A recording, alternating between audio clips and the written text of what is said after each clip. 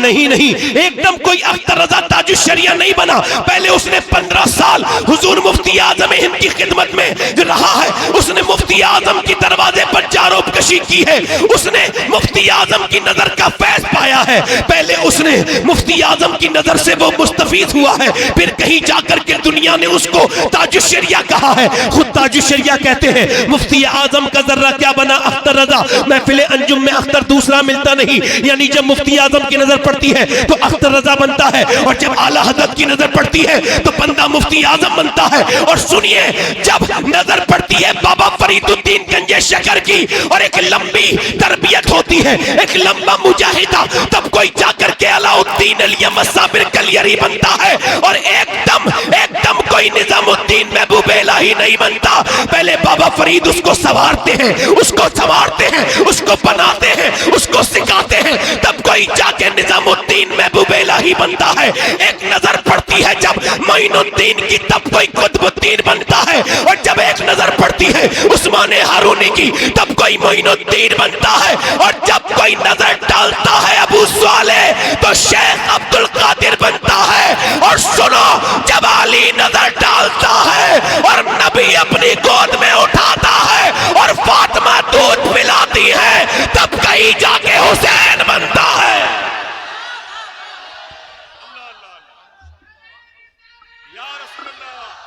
Eco कम करें, eco आवाज बढ़ाए, आवाज दिल लगा के बोलो सुभान अल्लाह। और इमाम या और ये माशाअल्लाह हम सुन्नियों की महफिल है, आला हजरत वालों की महफिल है माशाअल्लाह। अल्लाह ताला हम सबको सलामत रखे, इस महफिल को सलामत रखे, मसलके आला हजरत को अल्लाह सलामत रखे। मैं अर्ज करता हूँ थोड़ी देर में आप ठीक हो जाएंगे। मुझे थोड़ा बहुत हल्का फुल्का एक्सपीरियंस है लोगों को ठीक करने का। मैं डांट नहीं रहा हूं इस वजह से कि मेरा ये गुस्से वाला पहलू ना खुल जाए आप पर, मगर ये जरूर है कि आप लोग जरा थोड़ा सा आराम से इत्मीनान से रहें। तो ये इमाम हुसैन की महफिल है। अब ये समझ के तकरीर सुनिए आप कि ये जिंदगी की आखिरी तकरीर है, इसके बाद आपने कोई तकरीर नहीं सुननी है। और अगर आप ऐसा नहीं करेंगे तो ये तकरीर आपके लिए, ये प्रोग्राम आपके लिए कोई फायदे का नहीं होगा। क्यों? अब मैं आपको बताऊं, इस वजह से कि आदम की औलाद जब तक मौत को याद रखती है गुनाहों से बची रहती है, और जब आदम की औलाद मौत को भूल जाती है तो गुनाह की तरफ चली जाती है। ऐसे कितने लोग हैं जो अपने घर से रोज निकलते हैं मगर मौत किसी को मैसेज नहीं करती, ओटीपी फील करना नहीं पड़ता। ये एक ऐसी महफिल है जो सवाब की भी है और इबरत की भी है। सवाब की इसलिए कि अल्लाह ताला मरहुमा नादिरा परवीन की मग़फ़िरत फरमाए, आमीन, उनके दर्जात बुलंद करे और हमको भी अपनी मौत की फिक्र अता फरमाए। मौत करीब है और ये इमाम हुसैन की महफिल है। मरता वो नहीं है, इकबाल कहता है मौत तजदीद मिज़ाक़े जिंदगी का नाम है। मौत के पर्दे में छुपा बेदारी का एक प्याम है। मौत को समझा है गाफिल इख्तिताम जिंदगी, जिंदगी की शाम है सुबह दवा में जिंदगी। मरता वो नहीं है मियाँ, मरता वो नहीं जिसको मौत आ जाए, मरता वो है जिसके ख्यालात मर जाए, जिसका ईमान मर जाए। वो मारने वाले यजीदी जिनके ईमान मर चुके थे वो जिंदा रहे, मगर अल्लाह ने उनको ऐसी मौत दी कि आज उनका नाम तक कहीं पता नहीं। और वो हुसैन जो शहीद किया गया आज भी लोगों के दिलों में जिंदा है।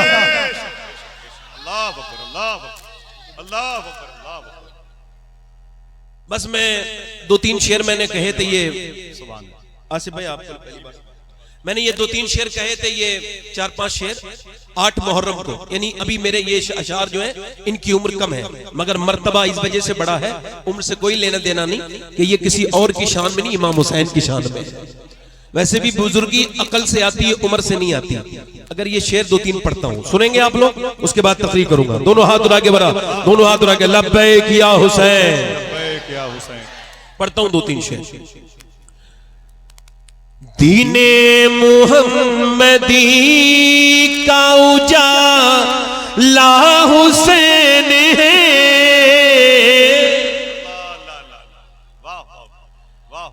मेरे रसूल पाक का प्यारा हुसैन है। मेरे रसूल पाक का प्यारा हुसैन है, और जिसने कुचल के रख दिया तख्ते यजीद को, जिसने कुचल के रख दिया तख्ते यजीद को, शेरे खुदा के घर का वो बेटा हुसैन है। जोर से बोलो, शेरे खुदा के घर का वो हुसैन है, बोलो बेटा हुसैन। और ये एक शेर और सुन लीजिए, बहुत अच्छा सुन रहे हैं आप लोग, माइक भी बहुत अच्छा बजा रहे हो भाई, बहुत अच्छा बजा। नहीं, लीडों में कमी नहीं, हम लोगों की आवाजों में कमी। आप जरा जोर से बोले सुभान अल्लाह। मेरे साथ पढ़े जरा, इस कलाम का रदीफ है हुसैन है, जरा पढ़े। मेरे रसूल पाक का प्यारा हुसैन, प्यारा हुसैन, और इस दौर के यजीद से सुन्नी को डर नहीं, इस दौर के यजीद से डर नहीं, क्योंकि हमारे सीनों में जिंदा हुसैन, या हुसैन, या हुसैन, क्योंकि या हुसैन, क्योंकि हमारे सीनों में जिंदा। और यजीद को जो मानते हैं ना, उन्होंने भी कभी अपने बेटे का नाम यजीद नहीं रखा है ना। अब ये शेर समाप्त करें, उसके भी उस यजीद को अपना न कह सके। हाजी उस्मान साहब शेर समाप्त करें, उसके भी उस यजीद को अपना न कह सके। अरे दुनिया ये कह रही है हमारा हुसैन, और दुनिया ये कह रही है हमारा। जिनकी आवाज बुलंद है जरा जोर से बोले, दुनिया ये कह रही है हमारा,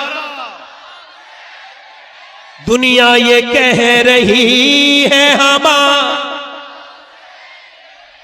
और शेर अगला, आखिरी शेर सुनिए, अल्लाह करे तो आप समझ जाए।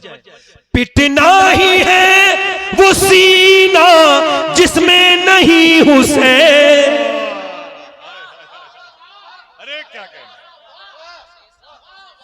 पिटना ही है वो सीना जिसमें नहीं हुसैन। हम आशिकों के सीनों में आका हुसैन है, हम आशिकों के सीनों में।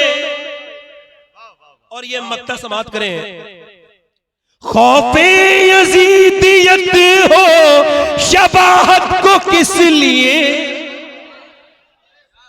खौफे यजीदियत हो शबाहत को किस लिए। दादा है उसके गौस तो नाना हुसैन।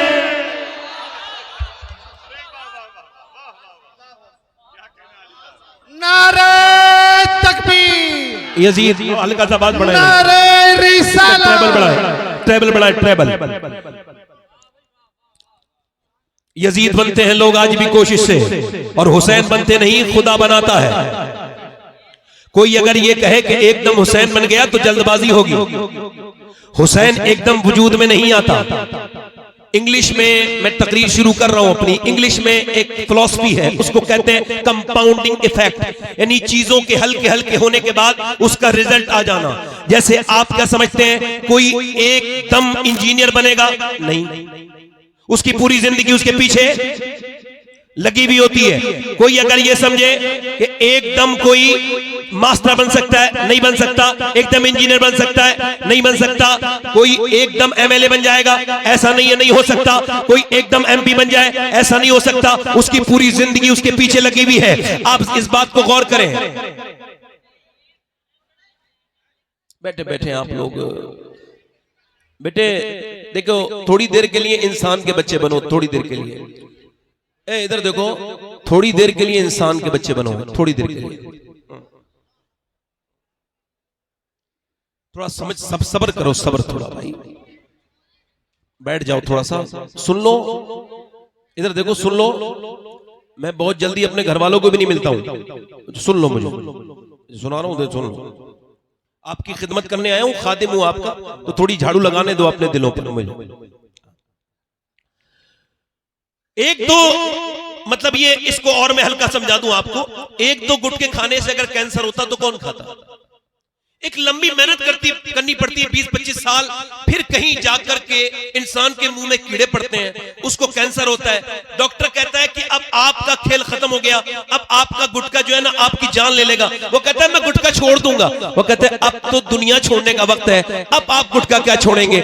एक दो सिगरेट पीने से बंदे को जो है ना एकदम अटैक नहीं पड़ता, 20-25 साल चैन स्मोकर बनना पड़ता है, फिर कहीं जाकर के इंसान को जो है ना वो इंसान को जो है वो ये उसके दिल का दौरा पड़ता है, उसको अटैक आता है। ऐसे ही कोई भी चीज एकदम नहीं होती, एकदम किसी का पेट बाहर नहीं आता, लंबी चिकनी चीजें खानी पड़ती है, लगातार बहुत दिन में खाना पड़ता है, बहुत दिनों में जाकर के इंसान की हैयत बदलती है, उसका पेट बाहर को आता है, ना सेहत एकदम खराब होती है, ना तबीयत एकदम खराब होती है। कोई एकदम ये कहे कि कोई एकदम बरेली में ताजुश शरिया बन गया, नहीं नहीं, एकदम कोई अख्तर रजा ताजुश शरिया नहीं बना। पहले उसने 15 साल हुजूर मुफ्ती आजम हिंद की खिदमत में रहा है, उसने मुफ्ती आजम की दरवाजे पर जारोबकशी की है, उसने मुफ्ती आजम की नजर का फैज पाया है। पहले उसने मुफ्ती आजम की नजर से वो मुस्तफीद हुआ है, फिर कहीं जाकर के दुनिया ने उसको ताजुश शरिया कहा है। खुद ताजुश शरिया कहते हैं मुफ्ती आजम का जर्रा क्या बना अख्तर रजा, महफिल अंजुम में अख्तर दूसरा मिलता नहीं,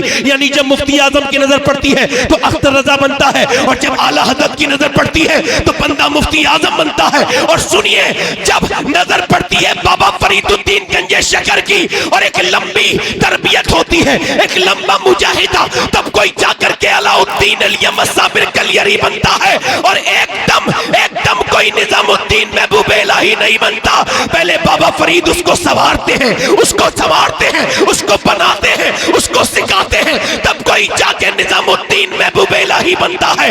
एक नजर पड़ती है जब मोइनुद्दीन की, तब कोई कुतुबुद्दीन बनता है, और जब एक नजर पड़ती है उस्मान हारूनी की, तब कोई मोइनुद्दीन बनता है, और जब कोई नजर डालता है अबू सालेह तो शेख अब्दुल कादिर बनता है। और सुनो, जब अली नजर डालता है और नबी अपनी गोद में उठाता है और फातिमा दूध पिलाती है, तब कहीं जाके हुसैन बनता है।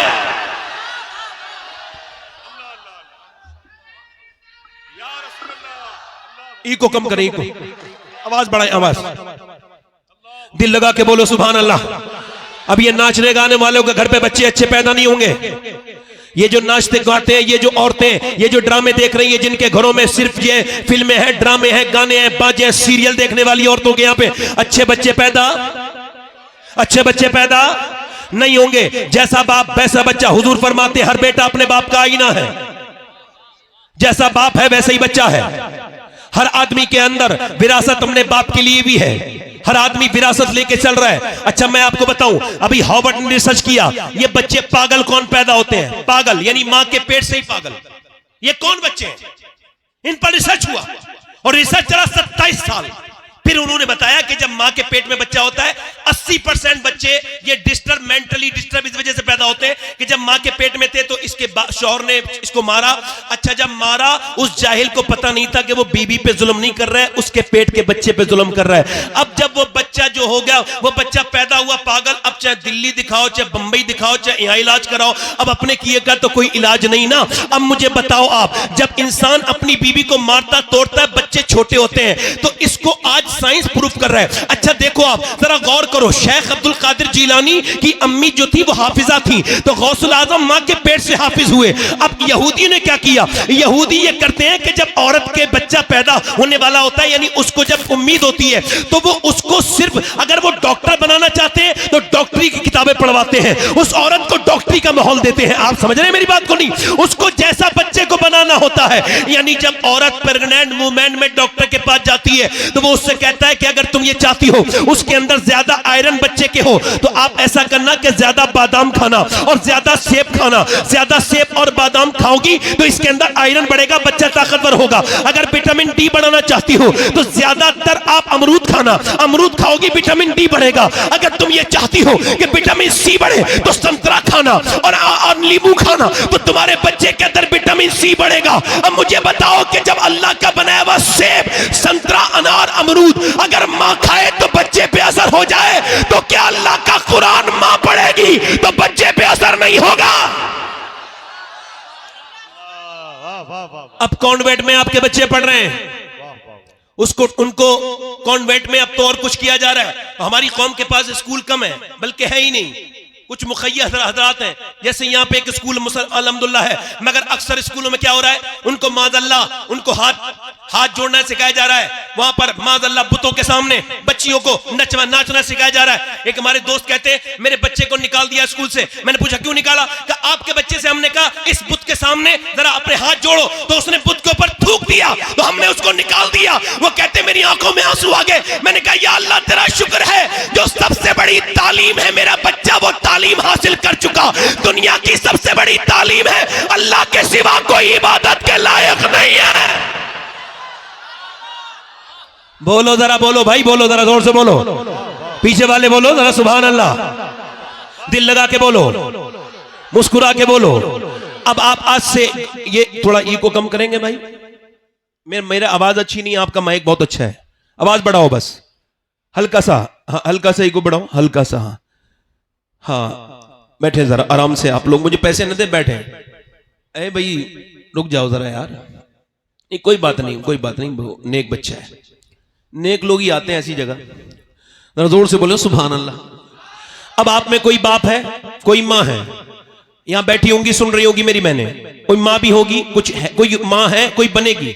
इसका मतलब ये कि हजरत सैयदा राबिया बसरी के पास जब कोई आता था ना, आसिफ भाई समाज करे, जब आता था ना औरत, वो हामिला होती थी तो वो उससे कहती थी तुझे खुदा का वास्ता देती हूं आज के बाद झूठ मत बोलना, तुझको खुदा का वास्ता देती हूं आज के बाद झूठ मत बोलना, गीबत मत करना। कहा क्यों? कहा अगर तूने झूठ बोला तो तेरे झूठ का बच्चे पे असर हो जाएगा, पेट के बच्चे पे असर हो जाएगा, और हुजूर के एक उम्मती को गीबत करना तू सिखा देगी। यानी औरतें क्या समझती हैं, उनको यही छोड़ दिया जाएगा। एक बुजुर्ग कहते हैं मैं बैठा था और मेरी मां ने मुझसे कहा नमाज पढ़ने जाओ। मैं 10 साल का हो चुका था, मुझको खबर नहीं थी आज मेरा बर्थडे है। आज ये बर्थडे नहीं मनाए जाते, बर्थडे तो वो कहते वो बर्थडे है मेरा, मुझे नहीं पता मेरा आज बर्थडे है।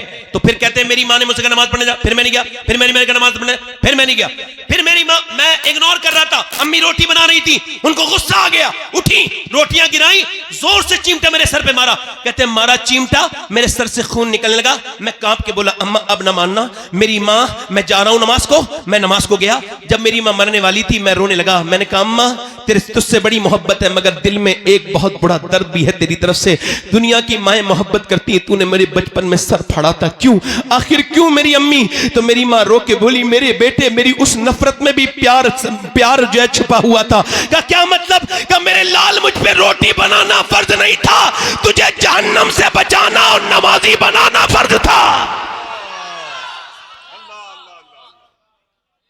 आप बर्दाश्त करोगे कि आपके बच्चे ये जो स्कूलों में कामयाब हो रहे हैं, और पढ़ाइए स्कूल में, कोई मना नहीं कर रहा हूं, मगर कम से कम नमाजी तो बनाइए। अच्छा आप में कितने लड़के ऐसे होंगे जो वर्जिश करते होंगे, ये जो आर्टिफिशियल बॉडी बनती है जिम में जा करके, इसका कोई फायदा वायदा नहीं होता।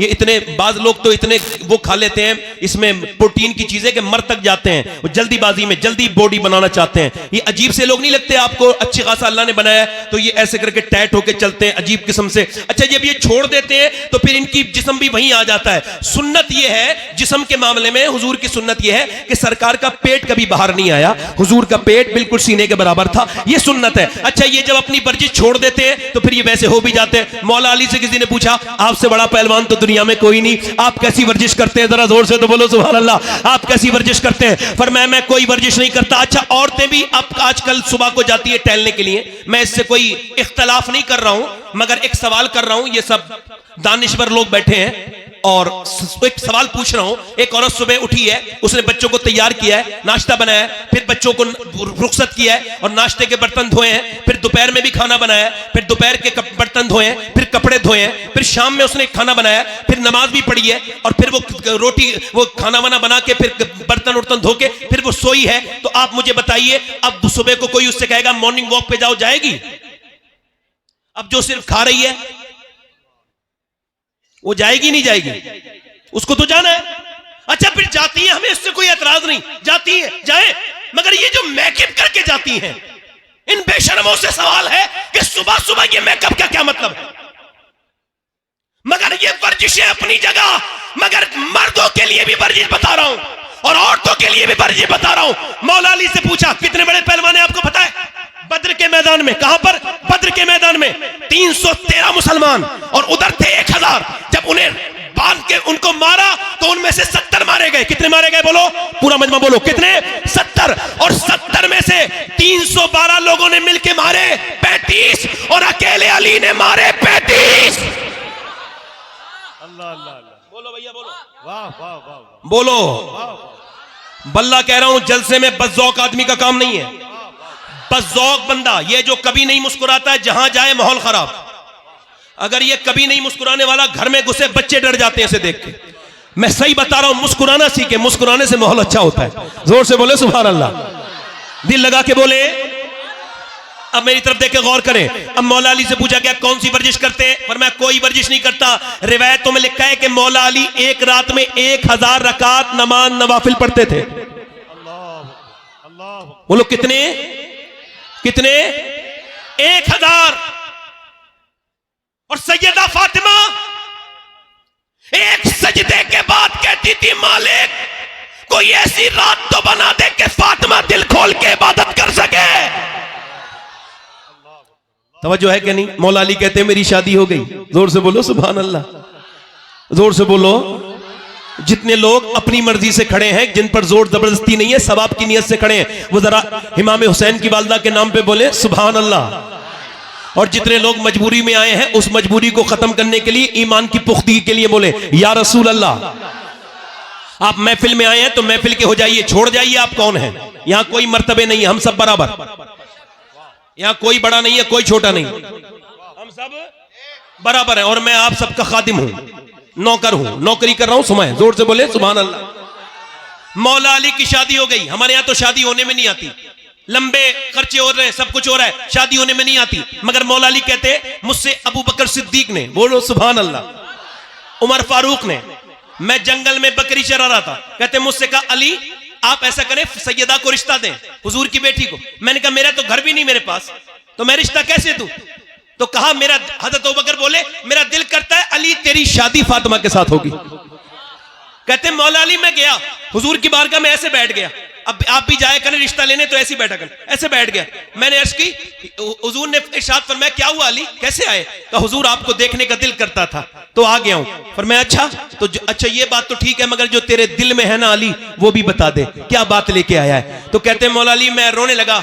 मैंने कहा हुजूर आपने मुझे मेरे बाप से लेके पाला था, अली आपका गुलाम है, आपका नौकर है, आपने बाप की जगह पाला, आपने तालीम दी, एक मेहरबानी और कर दीजिए, अपनी बेटी का रिश्ता मुझे दे दीजिए। कहते हुजूर खामोश हो गए। मैं डरने लगा कहीं हुजूर मना ना कर दे, मगर सरकार फिर मुस्कुराए और कहा अली तुझे मुबारक हो, मैं जिब्राइल का इंतजार कर रहा था, अल्लाह ने अभी जिब्राइल को भेजा है और फरमाया है कि फातिमा की शादी अली के साथ कर दी जाए, यही अल्लाह की मर्जी है, यही अल्लाह की, जोर से बोलो यही अल्लाह की, यही अल्लाह की। मौला अली कहते हैं मेरी शादी हो गई। मैं एक दिन अपनी बीबी के पास गया, मेरी बीबी थोड़ी परेशान थी। आपकी बीबियां परेशान हुआ करें तो उनसे लड़ाई न लड़ा करो। कैसे मुंह बनाए बैठी है, क्या हो गया? नहीं, आपके लिए सुन्नत यह है कि हुजूर की सुन्नत यह है कि जब अम्मी आयशा रूठ जाती थी तो हुजूर मना लेते थे, है ना? वैसे भी थानेदार के पास जलील होने से बेहतर है कि बीबी के सामने ही 2-3 बातें ऐसी कर लो जिसमें कमरे में जलालत महसूस हो। कोई तवज्जो है मेरी बात की नहीं? बेहतरीन मियां बीबी वो है, ये मजाक नहीं कर रहा हूं मैं आपसे, बेहतरीन मियां बीबी वो हैं जो बात कर लेते हैं आपस में। क्या कर लेते हैं बोलो? क्या कर लेते हैं बोलो? बात कर लेते हैं। मौला अली कहते हैं मैंने पूछा क्या हुआ है फातिमा? कहने लगी मेरे बच्चे बड़े बीमार हैं, ठीक नहीं हो रहे। मां को फिक्र है। बाप ने क्या कहा, चलो फातिमा हम दुआ करते हैं। फातिमा बोली अगर आप कहें तो मैं रोजे की मन्नत मांग लूं का? बिल्कुल। आज के बाद जितनी औरतें हैं यहां भागती हैं, वहां भागती हैं, कभी उसके पास कभी उसके पास, मैं उनसे कहता हूं कहीं जाने की जरूरत नहीं, बस एक ही तरीका है, और वो भी तरीका अपने घर से नहीं, सैयदा फातिमा के घर से बता रहा हूं। जब कोई परेशानी आए तो कहीं जाने की जरूरत नहीं, 3 रोजे की मन्नत मांग लो। पूरा मन में बोलो, जरा अकीदे मजबूत करो, जोर से बोलो। अल्लाह तुम्हें सलामत रखे, किसी के मोहताज ना हो, अल्लाह करे तुम कभी दोनों हाथ उठा के बोलो सुभान अल्लाह। अल्लाह तुम्हें किसी का मोहताज ना करे। अपनी बीवियों को, अपनी बहनों को यह समझाना कि हम ये सुन के आए हैं कि जब हसन हुसैन बीमार हुए थे तो मौला अली ने हाथ उठाए थे और कहा था, ऐ अल्लाह मेरे बच्चों को शिफा दे दे, ऐ अल्लाह मेरे बच्चों को शिफा दे दे। मुझे बताओ कि दुआ करने वाला अली हो और आमीन कहने वाली फातिमा हो। आमीन कहने वाली, जोर से बोलो, आमीन कहने वाली सैयदा हो। और दुआ किसके लिए हो रही है? जन्नती जवानों के सरदार के लिए हो रही है। अल्लाह करे आप पहुंच गए, मुझे जहां पहुंचाना था आप वहां पहुंच गए। थोड़ा सा मुझे तेज बोलना पड़ा मगर आप पहुंच गए। दिल लगा के बोले सुभान अल्लाह, मुस्कुरा के बोले। अब मौला अली कहते हमने दुआ की, ऐ अल्लाह हमारे बच्चों को शिफा दे दे, ऐ अल्लाह हमारे बच्चों को शिफा दे दे। याद रखो तुम मुसलमान हो, तुम अकेले नहीं हो। जब कभी परेशान हो जाओ दोनों हाथ उठा लिया करो और कभी कभी सजदे किया करो, रोया करो अल्लाह के सामने। मैं कहता हूं उन नमाजियों पर मेरा जुमला जरा नोट करिएगा, अल्लाह की तरफ से ये जुमला आपको बयान कर रहा हूं मेरे रब के फजल से। वो नमाजी कैसा नमाजी है जो फर्ज तो अदा कर रहा है मगर नमाज की बड़ी वाली सुन्नत उससे अदा नहीं हुई। यानी वो नमाज में गया मगर नमाज की सबसे बड़ी सुन्नत ये है कि मेरे नबी की आंख के आंसू निकला करते थे सजदे में। वो कैसा नमाजी है जिसने सजदे में रोना नहीं सीखा? वो कैसा नमाजी है जो अल्लाह के सामने रोना नहीं सीखा? वो कैसा नमाजी है? मैं उससे पूछता हूं कभी तेरी आंख से आंसू निकला? मौला अली दुआ कर रहे हैं, अल्लाह का फजल हुआ दोनों बच्चे ठीक हो गए। अब सुबह को सहरी के लिए उठा दिया गया है, रोजा रख रहे हैं अहले बैत। जरा गौर तो करो, हम तो इतनी सहरी खाते हैं माज़अल्लाह कि पूरे दिन डकारें आती रहती है। कुछ लोग तो इतनी ठूस ठूस के खाते हैं, ऐसा लगता है कि ये आज के बाद कयामत के दिन ही खाएंगे, अब ये खाएंगे ही नहीं, शाम तक इतना खाते हैं। वो रोजा क्या रोजा है जिसमें एहसास ना हो? वो रोजा क्या रोजा है जिसमें दर्द ना हो? वो रोजा क्या रोजा है जिसमें रोजा रखने वाले को ना पता चले कि मैं रोजा रख रहा हूं? रोजा तो अहले बैत ने रखा है कि सुबह फजर में उठे हैं और सुबह फजर में उठने के बाद दुआ कर रहे हैं, ऐ अल्लाह हमारे बच्चों को शिफा अता कर दे। अब जब शिफा अता हो गई तो अब सहरी की जा रही है। सहरी सैयदा ने काय से कराई है? न खजूरें हैं न जौ हैं, सिर्फ पानी है, पानी। और पानी से सैयदा खातून जन्नत सलामुल्लाह ताला अलैहा ने हजरत मौला अली से पानी से सहरी करवाई। इमाम हसन ने सहरी कर ली, इमाम हुसैन ने सहरी कर ली, सैयदा पाक ने सहरी कर ली। अब जब रोजे का वक्त हुआ, अब सुबह जब दिन निकला तो मौला अली मजदूरी करने के लिए निकले। आज से बिलारी का कोई मुसलमान या आसपास का कोई मुसलमान आज के बाद मजदूरी करने निकले तो सर झुका के ना निकले, वो शर्मा के ना निकले, वो अपना मुंह छिपा के ना निकले, वरना फख्र से निकले और आवाज लगाता हुआ निकले, लोगों मैं मजदूरी करने जा रहा हूं और ये नबी की भी सुन्नत है, अली की भी सुन्नत है।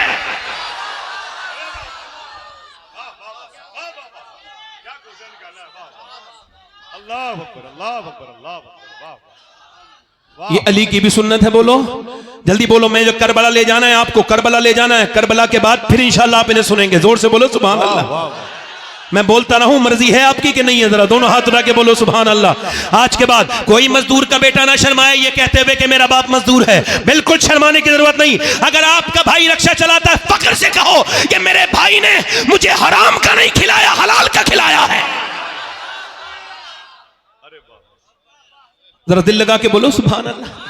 सैयदा पाक ने सही मौला अली मजदूरी करने के लिए निकले, पूरे दिन मजदूरी करके शाम को आए हैं और आकर के सैयदा पाक को दे दिया है खाना, वो दे दिया जो। अब जो नबी की बेटी ने, मेरी बहनें सुन ले, मेरी बेटियां सुन ले, नबी की बेटी ने चक्की चलाना शुरू कर दी। चक्की चलाते चलाते चलाते चलाते, तवज्जो करना, मेरी तरफ तवज्जो करना। अशरफ अली थानवी ने लिखा है, ये देवबंदियों के मौलाना है, उन्होंने कहा है, वो कहते उसने भी लिखा है मतलब इस बात को, हालांकि हमारे उलमा ने भी लिखा है कि मौला अली एक पांव रखते थे काय पे घोड़े के रकाब पर, और घोड़े पे बैठने से पहले मौला अली का एक कुरान पूरा हो जाता था।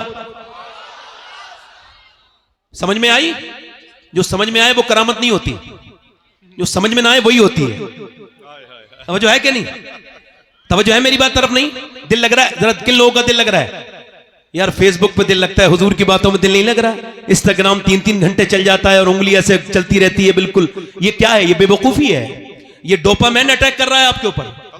ये आपके अंदर जो ये क्या समझ रहे हैं, बीमारी है ये भी। इसका इलाज होगा कुछ दिनों के बाद। आप देख लेना 10 साल के बाद मोबाइल के मरीजों का इलाज डॉक्टर किया करेंगे। लिख लो इस बात को, ये बीमारी है। तवज्जो है मेरी तरफ नहीं आपकी? अब मेरी तरफ तवज्जो करो, जरा गौर करो, मेरी तरफ तवज्जो करो। मैं क्या कर रहा था, मौला अली फरमाते हैं, मौला अली अपने घर में सैयदा पाक ने फिर चक्की चलाई। इतनी अच्छी बात से सुभान अल्लाह नहीं बोलेंगे। चक्की चलाई और चक्की चलाने के बाद मैं गुजारिश करता हूं कि बैठे आप लोग, मुझे पैसे न दें, मैं थोड़ा डिस्टर्ब होता हूं पैसे लेने में। बैठ जाए, पैसे न दें, आप बस सुन लें, यही आपका इनाम है। वल्लाह अगर आप मुझे ठीक से सुन लेंगे ना तो यही इनाम है आपका। पैसा कोई न दे, हाँ गुजारिश कर रहा हूं, बैठे रहे आराम से। जब शब्बीर भाई का नंबर आएगा दीजिएगा, है ना। मैं ऐसा नहीं कि मुझे तलब नहीं है, मगर नहीं यह है कि ये इस वक्त जो बात हो रही है बहुत जरूरी है। चूंकि एक हदीस शरीफ आला हज़रत ने उस हदीस को कोट किया है। फरमाते हैं कि जो नजराने को मना करेगा, हुजूर की हदीस है, जो नजराने को मना करेगा एक दिन भीख भी मांगेगा तो भीख भी नहीं मिलेगी। तो मैं मना नहीं कर रहा हूं, आप किसी दूसरी सूरत से कर सकते हैं, मगर फिलहाल मेरी तकरीर पर असर हो रहा है। बैठे आराम से, मैं अपनी बातों से अलग हट रहा हूं। मैं कहीं और हूं, आप यहीं हैं, मैं अभी मदीने में हूं। मैं मदीने में उस चक्की के आसपास हूं जिस चक्की ने पूरी दुनिया को पाला है। ये चक्की सैयदा की चल रही है, जमाना जितना लंगर खा रहा है। सैयदा ने चक्की चलाई, चक्की चलाने के बाद इंतजार हो रहा है। हसन हुसैन दोनों रोजे से हैं, सैयदा पाक रोजे से हैं, मौला अली रोजे से हैं। अजान की आवाज आ जाए कि अजान दे दें, अजान बिलाल अजान पढ़ दें कि कैसा दौर है ये। ऐसा दौर है, एक मस्जिद है मगर सारी चीजें लाजवाब हैं। यहाँ के नमाजी लाजवाब नमाजी, अबू बकर, उमर, उस्मान, अली, हुजैफा, तलहा, अब्दुर्रहमान। जोर से बोलो बिलाल। और मुअज्जिन बिलाल और इमाम नबियों का इमाम, ना इमाम की तरह दूसरा इमाम कोई आया, ना मुक्तदियों की तरह मुक्तदी आए, और ना मुअज्जिन की तरह फिर ऐसा मुअज्जिन पैदा हुआ। ये कायनात का सबसे बड़ा मुसल्ला है। तवज्जो है कि नहीं? मौला अली ने इंतजार कर रहे हैं अजान की आवाज आ जाए। अब जरा ध्यान से सुनिएगा, ये खाना तैयार है, अजान की आवाज आ जाए, मगर अजान की आवाज आने से पहले एक मिस्कीन की आवाज आती है। आवाज में थोड़ा दर्द था। आवाज ये था कि नबी की बेटी, मैं मिस्कीन हूं, मेरे घर बच्चे, मैंने खाना नहीं खाया, मेरे बच्चों ने, वो भूखे हैं मेरे बच्चे, और मैं बड़ी उम्मीद से आया हूं, क्या आप मुझको कुछ दे सकती हैं? एक दिन की भूखी प्यासी नबी की बेटी ने सबसे पहले अपना हाथ बढ़ाया और सैयदा ने कहा, लो हसन मेरे बदले का, मेरे हिस्से का खाना दे के आओ। तो हजरत मौला अली बोले, मेरे हिस्से का भी दे के आओ हसन। तो हसनैन दोनों भाई बोले, हम ही क्यों खाएंगे, फिर हम भी तो दे के आएंगे अपने बदले का। दोनों बच्चे भी दे करके आ गए। और ये फिर अब दूसरी रात गुजर गई है अहले बैत पर, और फिर ये दूसरी रात के बाद ये तीसरे दिन की सुबह हुई है। दूसरे दिन की सुबह में इन्होंने पानी से सहरी कर ली है। फिर मौला अली जो है वो मजदूरी करने के लिए गए हैं। एक तो अरब का हाई टेम्परेचर, उसमें मौला अली 2 दिन के रोजे से, उसके बाद अल्लाह अकबर दोपहर तक जो है वो इफ्तार करके, दोपहर तक मेहनत करके मजदूरी करके शाम को लेके आए हैं। फिर नबी की 2 दिन की भूखी प्यासी बेटी ने फिर चक्की चलाई है, और चक्की चलाते चलाते नबी पाक सल्लल्लाहु ताला अलैहि वसल्लम की बेटी ने चक्की चलाने के बाद फिर रोटी बनाई है, और रोटी बनाने के बाद फिर इंतजार हो रहा है कि अजान की आवाज आ जाए। आज ये दूसरा रोजा है, अजान की आवाज आ जाए, मगर अजान की आवाज आने से पहले एक आवाज आती है, और बड़ी पुरदर्द आवाज है। आवाज ये है, मैं एक यतीम हूं और मेरा बाप मर चुका है, 3 दिन हो गए, मेरे घर में कुछ बना नहीं, क्या अहले बैत मुझको कुछ दे सकते हैं? क्या सैयदा के घर से कुछ मिल सकता है? अल्लाहु अकबर, क्या खातून जन्नत मुझे कुछ दे सकती हैं? नबी पाक की बेटी ने कहा, लो उस यतीम को दे के आओ। तीनों चारों लोगों ने दे दिया। फिर ये तीसरी दिन रात भी गुजर गई। अब तीसरा दिन भी रोजा, और वो भी किसी खाने से नहीं, बल्कि फिर वो भी पानी से। ओ बेरोजार, और ना रोजा रखने वालों, बगैर रोजे के रहने वालों, क्या जवाब दोगे कल क़यामत के दिन कि तुम्हारे घर में नेमतें भरी हुई थी और अहले बैत के घर में नफली रोजा है, और तीसरा दिन भी पानी से इफ्तार रोजी वो सहरी की गई है। पानी से सहरी करने करने के बाद मौला अली गए हैं अपने बच्चों को देख करके, बाप गया है मजदूरी करने और मजदूरी करने बाग में। अच्छा मेरी तरफ देखें, ये एक हदीस अलग से जम कर रहा हूं। ये हदीस मैंने मदीने शरीफ में बैठ के पढ़ी थी और 21वें रमजान को पढ़ रहा था, तो मेरे सामने हुजूर का गुंबद था। यानी जब मैं हदीस पढ़ रहा था तो वो मदीने वाला भी गुंबद मेरे सामने था। उस हदीस का असर मेरे दिल पर जो हुआ है उसको आज तक मैं कभी खत्म नहीं कर पाऊंगा। वो अजीब सा असर था कि मौला अली कहते हैं मैं 15 दिन के बाद अपने घर आया। कितने दिन के बाद बोलो? 15 दिन के बाद। और कहते हैं जब मेरी बीबी ने दरवाजा खोला तो मुस्कुरा के सलाम कर दिया, ये से वाले मियां तावीज दे देंगे तो मेरा घर अच्छा हो जाएगा। इन औरतों को कोई समझाए, ये से वाले मियां तावीज दे देंगे तो मेरा शौहर मुट्ठी में आ जाएगा। और काम मुट्ठी से बाहर फेंकने के कर रही हैं। आदमी जब आता है तो मुंह बना के बैठ जाती हैं। ये दुनिया की मनहूस औरतों की पहचान है कि दूसरों के सामने मुस्कुराएंगी, अपने मर्दों के सामने नहीं मुस्कुराएंगी। ये जलील किस्म की औरत की पहचान है कि दूसरे औरत को तो मुंह बना के दिखाएंगी, अपने चेहरे पे चाहे वो अपने चेहरे पे मेकअप करके दिखाएंगी। इनसे पूछो मेकअप करने वाला तो घर बैठा है, उसके लिए तो मेकअप नहीं किया। ये जो शादी में मेकअप करके जा रही हो, आपको शर्म नहीं आई कि आपकी नियत दूसरों को दिखाने की है, दुनिया के गंदे लड़कों को दिखाने की है? अरे शर्म नहीं आई? तेरे हर कदम पे तुझ पे लानत है। आला हजरत फरमाते हैं जब औरत बेपर्दा होकर घर से निकले, हर कदम पर उस पर लानत पर अल्लाह के फरिश्ते भेजते हैं। मगर जब वही औरत अपने शौहर को दिखाने के लिए मेकअप करे और अगर उसका आदमी उसको देख के खुश हो जाए तो अल्लाह एक सदके का सवाब अता फरमाता है, एक सदके का सवाब अता फरमाता है। कोई जरूरत नहीं वो तावीज देने वालों के पास जाने की, कोई जरूरत नहीं। एक ही तरीका है जब शौहर को अगर मनाना है, और यह सुन्नते फातिमा है कि जब तेरा शौहर घर में आए तो मुस्कुरा के सलाम कर दे, इंशाअल्लाह बरकतें घर में रहे। वाह वाह वाह वाह वाह वाह। बरकतें बरकतें बरकतें नहीं नहीं नहीं, पानी नहीं, पानी नहीं, जोर से बोले सुभान अल्लाह। पानी आपकी मोहब्बत, मुस्कुरा के बोले वाह वाह, मुस्कुरा के बोले। मौला अली कहते हैं मेरी बीवी ने मुस्कुरा के मुझे सलाम कर दिया। क्या बेहतरीन तरीका है। देखे तो वसीम बरेलवी ने कहा था थके हारे परिंदे जब बसेरे को लौटे, तो सलीकेमंद शाखों का लचक जाना जरूरी है। वाह। जब शौहर आए तो औरत को अच्छा माहौल देना चाहिए, घर बना रहेगा। किसी की पंचायत की जरूरत नहीं, वरना सारी दुनिया से पंचायत कराओ, कोई फायदा नहीं है। मगर सुनिए, सैयदा फातिमा ने मुस्कुरा के, हजरत अली बोले मुझे भूख लगी है, पानी पेश किया। ये तरीका है, कुछ ना हो तो पानी दे दो। तो उन्होंने पानी पे, कब भूख लगी है? कहते मौलाना 3 बार आवाज दी ना, आवाज नहीं आई। 4थी बार मैंने कहा सैयदा, अंदर से रोने की आवाज आई। मैं अंदर गया ना तो दोनों आलम के मालिक व मुख्तार की बेटी बैठी भी रो रही है, जिसकी आंखें हुजूर की तरह, जिसके होंठ हुजूर की तरह, जो मुस्कुराए तो नबी की तरह लगे, जो उठे तो नबी की तरह लगे। अम्मी आयशा फरमाती फातिमा चलती थी तो ऐसा लगता था अल्लाह का रसूल चल रहा है, फातिमा बोलती थी तो ऐसा लगता था अल्लाह का रसूल बोल रहा है। मैंने कहा फातिमा आपको किस चीज ने रुलाया है? अब जरा अजीम बाप की अजीम बेटी की बात सुनिए। फरमाया मेरे सरताज मेरे अब्बा ने, मैं इस वजह से रो रही हूं कि आपको खाना नहीं दे पाई, इसका अफसोस है कि आप सफर से आए। कहा क्यों? कहा जब आप घर से गए थे कई दिन का फाका था, घर में आए हैं तो आज कई दिन का फाका है। हजरत अली कहते हैं आपने मुझे बताया क्यों नहीं? कहा मेरे अब्बा ने कहा था फातिमा अली से वो मत मांगना जो उनके पास मौजूद न हो। कहते हैं मैं बैठा था, फिर मैं रोने लगा और बहुत रोया, और फिर मैंने फातिमा को रोते देखा। मैंने पूछा क्यों रोती हैं? कहने लगी आप चले गए थे, मेरे अब्बा के घर में 16 दिन से चूल्हा नहीं जला है, मेरे अब्बा के घर में। हजरत अली कहते हैं बच्चों की भूख अपनी जगह, मगर हुजूर को सुन के मैं बाग की तरफ गया और जाकर के मैंने बाग वाले से कहा कोई काम ले लो मुझसे। उसने कहा 1 डोल निकालोगे और पानी दोगे मेरे बाग को तो 1 खजूर दूंगा। कहते हैं 3 डोल निकाले, पसीने में भीग गया, मगर फिर हुजूर को याद किया 17 डोल निकाले, बिल्कुल भीगा हुआ हूं पसीने से, और मेरे बच्चे भी भूखे, मैं भी खुद भी भूखा, मगर 1 खजूर चखी तक नहीं। ऐसे करके हुजूर की बारगाह में ले गया। हुजूर ये नजराना है, फरमाया अली तेरे बच्चे भूखे हैं, तेरी फातिमा भूखी है, तेरे हसन भूखे हैं, उनको नहीं दिया। मैंने कहा हुजूर हसन से ज्यादा, फातिमा से ज्यादा, हुसैन से ज्यादा अली आपसे मोहब्बत करता है मेरे आका। हुजूर ने दोनों हाथ उठा के दुआ की थी, ऐ अल्लाह मैं अपने अली से मोहब्बत मोहब्बत करता हूं, तू भी मेरे अली से मोहब्बत कर। या अल्लाह मैं इससे, इसकी औलाद से राजी हूं, तू भी इससे राजी हो जा। फिर हुजूर मेरे घर गए, कहा तेरे बच्चों के साथ खाऊंगा बैठकर। हुजूर ने खजूर की गुठली निकाली और फिर खजूर जब हसन के मुंह में दी तो हसन ने नाना को देख के रोना शुरू किया, हुसैन ने भी रोना शुरू किया। मेरे नबी ने दोनों को प्यार किया तो सैयदा रोने लगी, फरमाया ना मेरी बेटी फातिमा न रो, मेरी बिलाडली, ये मताउन दुनिया कलील, ये दुनिया छोटी है और ये दुनिया की रौनकें, दुनिया की लज्जतें आले मोहम्मद के लिए नहीं है, आले मोहम्मद के लिए दुनिया नहीं है मेरी बिटिया ना।